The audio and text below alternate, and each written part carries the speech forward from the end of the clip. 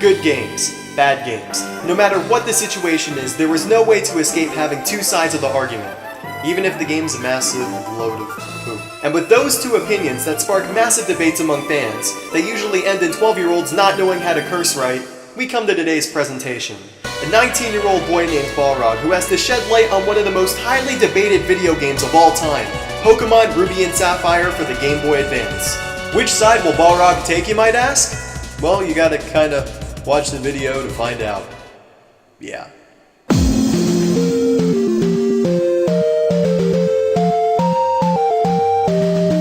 A history segment that goes over all your favorite games. Welcome to Nintendo 101.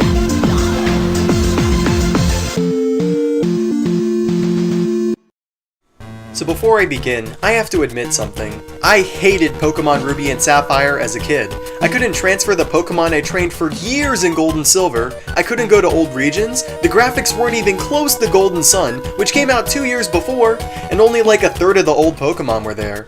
I mean, come on, doing all that work for nothing and not being able to recapture them? It just killed me on the inside.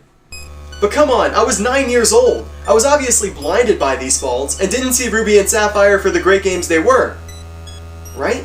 But at the same time, there were others. Others that believed this is the worst installment, that this game came off as childish, boring, and even counterproductive to the series. Well, today's the time to settle that score once and for all. It's time to show the world what these games are made of, by doing what I do best. Welcome to Nintendo 101, where we'll be going over the history of Pokémon Ruby and Sapphire. So our story begins in 2009 actually. You see, there was an interview right before the release of Heart Gold and Soul Silver, where Game Freak admitted that the originals were meant to be the end. They wanted to leave the series in light of a new one, and with their awesome track record of games like Mendel Palace and Pulseman, I'm sure they would have pulled it off. But there's something you have to understand. In a matter of 5 years, the Pokémon series had become a juggernaut worldwide. Not only were there fantastic video games, they found their way into pretty much everything. Movies, trading cards, apparel, toys, books, office supplies, cereal. Not even cereal was safe from having a Pikachu slapped on it. As a result, there were many kids, like me, that could practically immerse themselves in the game. So of course, since Gold and Silver easily became the #1 best-selling game on the Game Boy Color, there was a lot of pressure for another entry, and the developers must have felt uneasy about handing it to someone else. And what resulted was Game Freak's attempt to reboot the series. But as with any reboot, the developers had to make some pretty tough design choices. So I'll give you 3 interesting ones. Number 1, series director Junichi Masuda admitted that he wanted to try to change the rules of the game, maybe having more than 6 Pokemon at once, or even remembering more than 4 moves. Number 2, there are 5 songs remade from Gold and Silver hidden inside the game's code, maybe hinting that they wanted to go back to Johto in this game. And number 3, there's some concept art of a trainer that looks very similar to the female trainer from Crystal version, riding a Latias, maybe hinting that this game would take place after Gold and Silver and feature old characters. So what exactly did Game Freak end up doing? Well, there's only one way to find out. God, this screen is so small.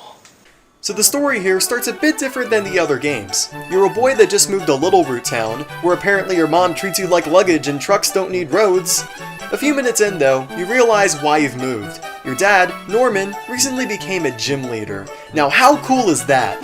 Even almost watching him on TV, the premise of just standing a chance to your father really wanted me to get stronger. This guy was pure awesome. Anyway, before long, you run into your dad's friend, Professor Birch, who actually gets attacked by a Poochyena, which you must defeat with one of his Pokemon, proving your worth as a trainer and worthy of Norman's legacy.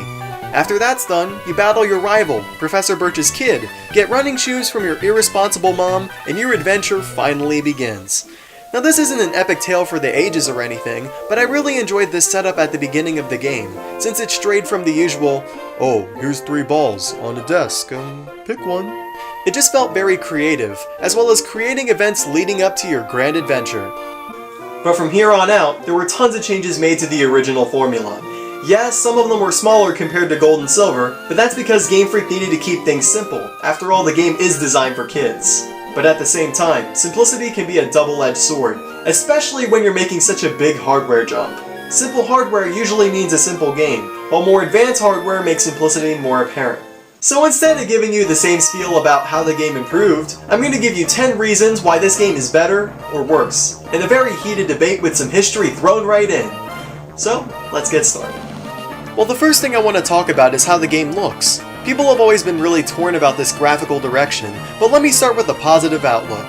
First off, the world looks a lot more colorful than Gold and Silver. There's a lot more variety in the backgrounds, such as the animations for water and such, and there's finally distinct differences between each type of trainer and Pokemon. No more 25 Pokemon looking like Rhydon anymore. But one of the biggest graphical differences were in the battles. There were colored backgrounds and circles depending on the area, attacks looked more colorful and distinct, and environmental changes actually show on screen. But all of these additions don't really push the hardware's limits, at all. Earlier I mentioned Gold and Sun. Just look how vibrant and colorful battle animations could be on the GBA. I mean, I'm not saying it has to be this detailed, since there's thousands of sprites to deal with, but why are we stuck with stripes in the backgrounds? Not to mention the Pokemon don't move, which the Crystal version, a Game Boy Color game, could do. Come on, this should have been a standard for the series by now. But despite the missed potential, there's something so charming about these visuals that I can't really bash on them too much. In conclusion, they're colorful, they're nice, but they're not the best the GBA could muster. Second up are the Pokemon designs, which many fans have considered too different. But this is mostly because Game Freak had a new overall theme. If you saw my other videos, you know that Red and Blue's Pokemon were based off genetics, and Gold and Silver's Pokemon were based off mythology. But these new Pokemon were based off nature and how they all relate to each other. For instance, the starters Birch gave you have their own specific habitats. Mudkip is a fish that lives in water. Trico is a gecko that lives in forests. Freaking Torchic is a chick that warmed itself to hatch with its internal fire. Lots of the Pokemon in this game represent their own specific habitats, and adapted amazingly to the places that they live in. Even the mascot legendaries, Groudon and Kyogre, represent weather, and how you, the player, must choose between capturing or defeating said Pokemon to restore balance to the world. So yeah, that's a lot to sink in. It's all very symbolic, and while I do like the change that they went for, it was a pretty radical change. But you know what? Some of these designs were so fun to play with, like Shedinja and Casselion, that I believe that these changes were made for the better of the series. Alright, number 3 is how they've improved on the original game's formula. You know, the moves, the types, the trainers, and all that. You see, Gold and Silver left tons of gameplay to work with, so obviously Game Freak took the if it ain't broke don't fix it approach and just added standard upgrades. Over 100 new moves were added, types were made the same to avoid confusion, and trainers were given more memorable things to say than, "I like shorts, they're easy and comfy to wear." Seriously, did the creators know how to socialize with people? Not to mention shiny Pokemon and Pokerus are still around, if you end up getting super lucky. Now people can argue that this wasn't enough, but there were so many changes to everything else in the game that more rules could lead to an identity crisis. And since most fans were children, changing or complicating things would just alienate fans even more, you know? But even though the original formula was mostly unchanged, Game Freak added an extra type of battle to this game: double battles. Now this gets kinda super complicated, so I'll have Wario helping me out in a second to explain. So as most of you know, double battles are 2-on-2 battles, with all moves and rules still intact, but in this style of play, moves also have ambiguous abilities. See that? That's me attempting to be smart. Anyway, these moves can result in either attacking both enemies, helping your partner, or just decimating everyone. Along with worrying about your comrade, this also added a whole new layer of strategy to planning attacks. Do you want to take out both enemies at once, or gang up on one Pokemon and wait for the other one? It all comes down to your style of play. But the problem I have with this mode is that you'll either love or hate it. Yes, it's fun to have more than one Pokemon in the mix, and there is strategy to it, but let me put it like this. Most people compare Pokemon to rock, paper, scissors, right? Well, in many ways, Double Battle is like playing with 2 hands instead of 1. It does make the game more complex, and adds an interesting twist, but rock, paper, scissors is supposed to be a simple game. Adding more rules just seems kind of unnecessary. Why do you always choose paper? Alright, number 5 is the music, and all I can say is, wow! Game Freak really nailed this soundtrack. It sounds fantastic! Personally, I don't care if people hate the over-reliance on trumpets, and yes, I thought sometimes they could have used a different instrument, but the actual melodies are just incredible. Whether you're besting your rival, battling a gym leader, or heck, just walking around a route, I always had my speakers turned on max. It makes the game almost feel powerful in its execution. Like, hell yeah, this route's the freaking best, you're going on the adventure of your life. Oh yeah, grass! I personally believe that the music is emphasizing how meaningful your adventure really is. and as a result you feel a connection to the player. It's hard to explain, but it's something that couldn't have been executed as well with the Game Boy's retro sounds. So remember when I said the gameplay remained mostly unchanged? Well, there were two little things added to freshen up the battles: natures and abilities. Now what's interesting is that both of these made players very picky about the Pokemon that they chose, since two Pokemon could have totally different abilities and there were 25 different natures to get. This actually became so important for hardcore fans that they constantly reset their game and repeatedly breed the same Pokemon just so they can get the nature that they want. Now that's what you call some dedication. So let's go more in depth about natures first. In a way, they're kinda like giving personalities to each Pokemon you catch. It can increase a stat of a Pokemon by 10% while decreasing it the same amount in another stat, though 5 of the 25 natures make no change. But abilities are a little bit more complicated.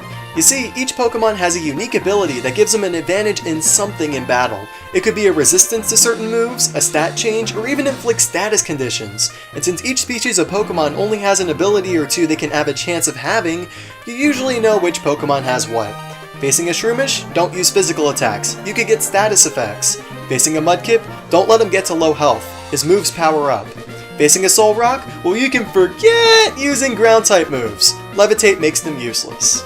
Now even if you dislike these changes, you gotta admit, both of these insights made battles a lot less tedious and more strategic, since you had to plan with each trainer accordingly. Mash A-Fests I used to have with previous Pokemon games happened a lot less often, and personally, I love it. Whew. Now that's a lot of info to take in. So before I fry all your brains, let's talk about something not about battling. Pokemon contests.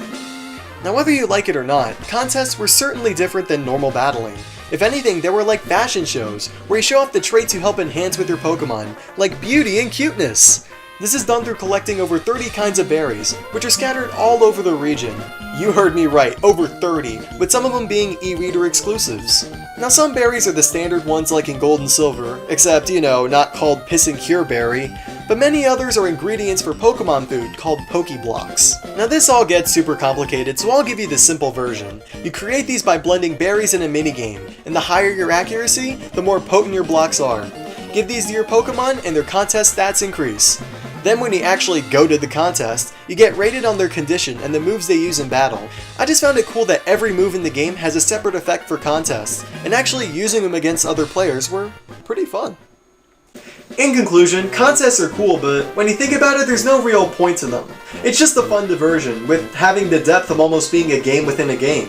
And maybe collecting ribbons if that's your thing. But hey, I don't know about you, but I like making my Pokemon pretty. What? Alright, let's get deep in the storyline now with number 8, Team Magma and Aqua. These guys were definitely a fresh change of pace when it came to evil plans. No more Slowpoke Tales or radio takeovers. Oh no, these guys thought way bigger. Depending on your version, they either want to change Hoenn's landscape into land or sea using the legendary weather Pokemon. Now how awesome is that? Not to mention these guys had some pretty cool plans. They started small, like stealing goods from businesses, and got amazing to taking over volcanoes and underwater bases. I don't know, there's something cool about diving into murky depths trying to find Maxie or Archie's henchmen.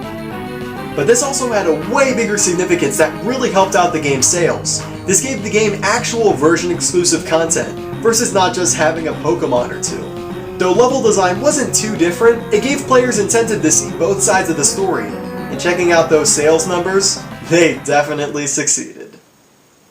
Alright, this is where things start to fall into place. Number 9 is the level design. Since the past 2 regions were based off real-life regions in Japan, Game Freak wanted to keep that tradition going. And this time, they chose a southern island named Kyushu. Don't see it yet?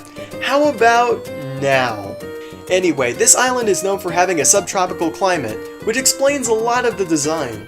Mount Chimney is based off Mount Aso, Japan's most active volcano. Being an island surrounded by water, there's obviously tons of water routes in tropical climates. Heck, even the islands in Dewford and Evergrande City are based off the real ones, such as Yakushima and Fukui. Anyway, you get the point. But what's even more cool is how this makes the gameplay fun. You can walk around routes, collect soot, and get them turned into flutes. You can dive underwater and search the landscape for goodies. And that ominous music. Whoa. Hell, you can make secret bases at special spots and have your own little crib thing. Man, it's just really great how Game Freak took complete advantage of the landscape and just made it fun to traverse in. Alright, it's time to put all of this together for number 10, where most of my conclusion lies for this game, the most important aspect. Its charm. Okay, yes, it's missing other regions. Yes, not all the Pokemon are there. And yes, you can't fight Red, which was awesome by the way. But that's still okay. Game Freak knew all of this going into the development of the game. There's no way they could put most of this content in a game, so they started fresh. And what they ended up doing was just as good, if not better than the original 2 generations. Why is it better, you may ask? Well, it's the last 9 reasons I gave. The game's simplistic yet cute visuals, the unique Pokemon designs, the improvements to the original system, the simply fantastic music, the Pokemon contest, which is pretty much a game within a game, the version-exclusive storyline with new evil teams, the tropical environments. I could be here for hours explaining all the awesome things in Ruby and Sapphire, but there's so much that you need to play for yourself to find everything. Or maybe even replay the game with all the reasons I gave in mind as you play. But bottom line, this game's charm is achieved through doing something completely different in the Pokemon franchise. So before I get to the review, I want to let some things out that I thought were really cool about this game and have a little Professor Meltdown type thing. So, if you've never played this game before, spoilers in 3, 2, 1... Okay, there should be an annotation right here.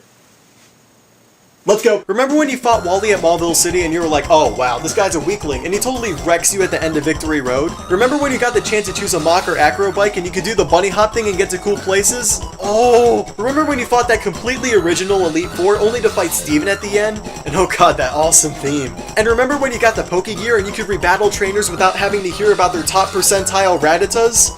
Whew, man, what a relief. Whew. Now that that's out of my system, let's get some scores rolling. For the record, I have changed to a check system, but I'm using numbers today to prove a point.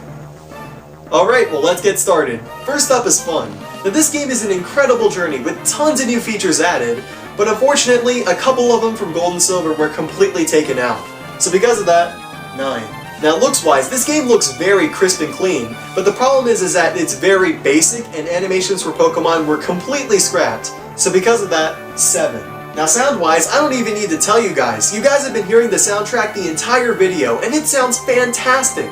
The only problem is that there's a bit of an over-reliance on trumpets. So because of that, 9. Now lengthwise, this game is a little bit shorter than Gold and Silver, but there's still tons of stuff to do in this game, including side quests and minigames. So you can spend about a good 40 hours on this one. 9. And difficulty-wise, I'm gonna give this game a low to medium score. It wasn't too difficult, but at the same time, it was definitely no cakewalk and harder than Johto. Now overall, I'm going to give this game a 9 out of 10. If you hated Pokemon before, this game definitely won't change your mind, but for any fan of the series, this entry was mind-blowing. Yeah, people can complain about whatever feature was taken out or it not feeling like Pokemon, but they're forgetting the darn good time they had while playing this game. And in the end, that's really what gaming is all about, having a good time. Well anyway, I'm not done yet. We got a little bit more to cover. After Ruby and Sapphire released, and enough people complained about not having their old Pokemon, Game Freak remade the original Pokemon games, named Pokemon Fire Red and Leaf Green. Green was used because that was the original duo in Japan. And they made Pokemon Coliseum for GameCube, which not only had a full story mode and 3D battles, but had a lot of the missing Johto Pokemon. But I'll save those games for reviews one day. What was really awesome was Pokemon Emerald in 2005, which added a lot of cool things to the game. Team Magma and Aqua's story were practically fused together, actual animations for Pokemon were added, battle tents replaced 3 out of 4 contest halls where you can fight with certain rules and win items, tag battles where 2 trainers can eye you at the same time for a double battle, and the Battle Frontier, where you can fight in 7 different arenas with unique rules to get silver and gold symbols from win streaks. And that's just scratching the surface. Emerald's definitely the definitive version, and had awesome character designs. Well, I've finally done it, Wario. I've finally spoken my mind about these games, and though I won't change everyone's mind, I've told the world what I think. I learned that just because a game isn't what I hoped for and isn't what I expected, doesn't mean I should hate it. I gave Red and Blue, Gold and Silver, Ruby and Sapphire all the same scores because at least to me, they're all on the same level, and I shouldn't bash them for being any different. So, this is how the last Pokemon 101 ends, huh? Well, there's only one thing left to do. Let's go get the Mach Bike.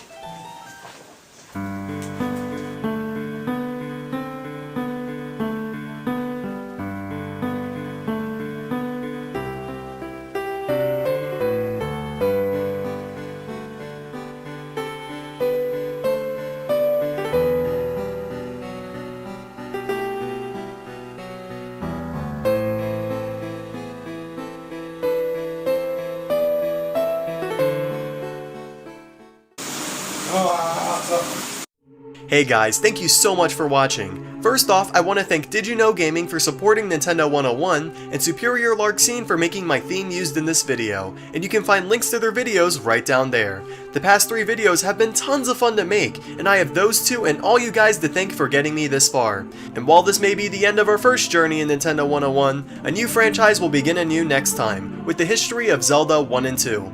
Not to mention, I'll be reviewing all the Pokemon games at some point on BNGR, my other review segment. I've already done a review on Pokemon Black and White 2, which you can find right here, as well as the perfect sequel, where I give 5 ways the series could improve on 3DS, right here. Lastly, I got a Facebook and Twitter down below in the description, so feel free to follow me and get frequent updates on my escapades. Have a good one, guys!